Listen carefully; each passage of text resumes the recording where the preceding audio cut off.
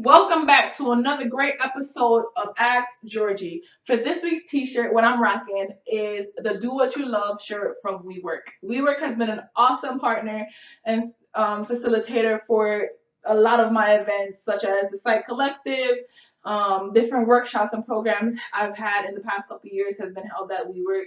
I've been a WeWork member off and on as well. So check them out. Definitely do what you love, as WeWork said. Oh, and I also graduated with Adam, one of the co-founders of WeWork. He was in the class of Baruch 2017. So he started, many years ago, but then he came back and graduated with us. Big shout out to Adam for that, and staying persistent. He went off, did what he loved, and came back and got his degree, which was super cool. Word on the street was his grandma was like totally mad, like, why didn't you finish college? So he went back to kind of just, honor that and just, get his degree. Why not, right?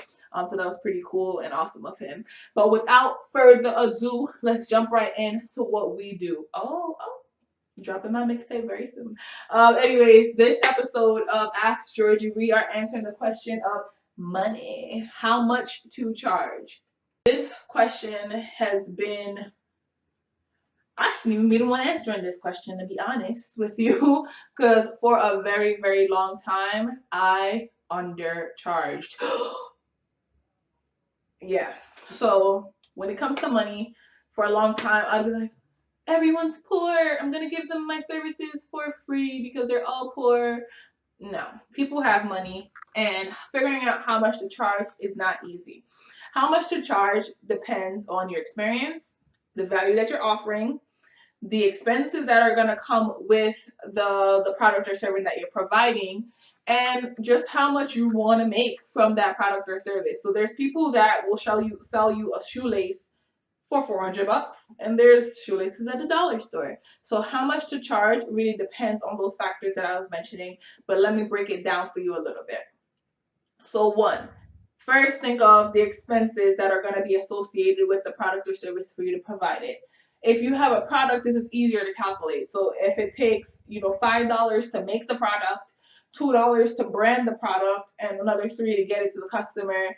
So we're looking at about $10 in total to just get it done. Get this product alive. It costs $10. You're not going to charge the customer $10 for it, because then you're not making any money. You're not making a profit. You don't see any of that money. The $10 just goes to the manufacturing and the expenses of the product, and then the customer just gives you $10. So you're making nothing. So what you would do is kind of hike up that price based on like a comfortable price point. So looking in the market of how much are similar products selling for. Do you have like an exclusivity, an upper advantage? Is yours, made from natural organic sources? Just different factors like that allows you to then increase the price, right? So how much is it gonna cost you to make it, and then adding on how much you want to make from that, the profit margins. So that's the first step to looking into how much to charge. Then another step is what I was just mentioning. It is about exclusivity, right? Do you have something that is unique in how it's made, unique in how it's sold, unique in where you get your suppliers from? Because water from, I don't know, the toilet bowl could be sold for like $2, but like water from untouched lands in Fiji and like all over the world could be sold for $20, $10. Like, it's more exclusive and more fancier, and so you can up the price for that reason. Another way to add on when you're another thing to think about when you're charging your rate is their taxes going to be taken out? Is this a taxable product or service? Because when the IRS comes for their money, it's not, oh, I'm going to give you a little. No, they want their money. So make sure you're thinking about that, as well as your payment processor, right? A lot of people don't remember this part. We're not only using cash these days, we're using credit cards, debit cards, QuickPay, Zelle, so many different services, but are they taking a cut of the money before you get it? If you're using PayPal or Square, you have to remember, that 2.9% does add up. And if you're using a different affiliate programs or however you're selling, make sure you're calculating the fact that if you're charging, let's go back to $10. Let's say you're charging $10, but let's say the expenses only are $5. So you're charging $10. expenses are $5, so that's the product, the manufacturer expense. You give them that $5, but now your payment processor is going to charge you another $2, so now you're down to only $3, and then taxes is another $1.50. So now you really just made $1.50 from your product when you originally thought you were selling it for $10. So make sure you're thinking about all of this stuff. Again, all of this ties back into expenses. I'm just breaking it down a bit, but think of where does this money go to when it comes in. And then the major thing is the value that you're offering. This is mostly for services.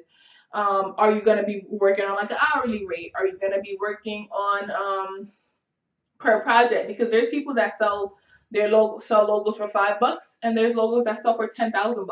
And it's the same process. Sketch up a design, send some mock-ups, create the logo, but it's all about, are you an expert logo designer? Do you have like exclusive clients? So if you're working with, Microsoft, you're not going to charge them $5, even if you're charging like, your cousin $5. So just thinking about the client and just what type of clientele, right? Clientele do you want to take in? Are you going to focus on premium clientele? Are you targeting everyone? Do you have a specific niche? Is it women? Is it people of color? Is it people that are over 5 feet tall?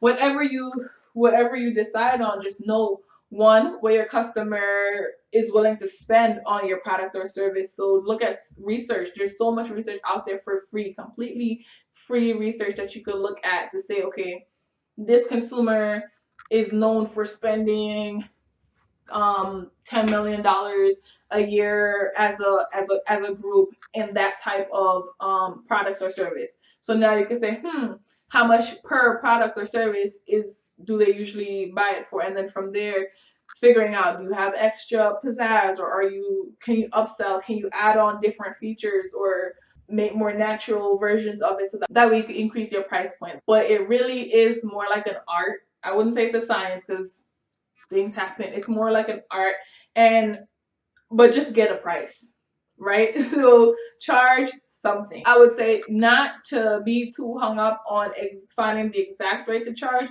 but when you know that there should be a monetary exchange. Some people, I've done a lot of favors and it has built up my social capital, but when you know for sure there should be a monetary exchange for your product or service, just put a price on it, and then after the first couple customers, you'll learn, okay, that was way too low for all the hours and stuff that I did for that client, or that was pretty high. I enjoyed that money. I want to get clients like this. I want to do that amount of work for this amount of money from now on.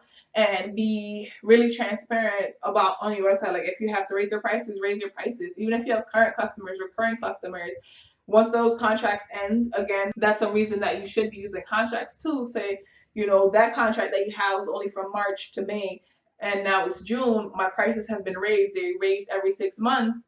If you can't afford it anymore, you can't afford it. And just really put a price tag to it. It took me a lot longer than I would have liked it for me to figure out and price my products and services. But now I do have pricing. Every couple months, I revisit my pricing, make sure that I'm hitting my targets. Inflation happens. Milk goes up from $1 to $4. I have to price my business and services to reflect that, because I'm not going to go hungry, and I can't go hungry because I don't want to raise my prices on my products and services. So that's just a little bit to think about when trying to figure out how to charge. But just take your time, do your research, and put a price tag on it, because ain't no such thing as a free lunch. I hope you enjoyed this episode. Thank you so much for joining me here at Ask Georgie. I will catch you next week for another awesome episode of Ask Georgie. If you have any questions, drop them below in the comment section. Remember, give me a thumbs up and subscribe to this video. Thank you again for watching.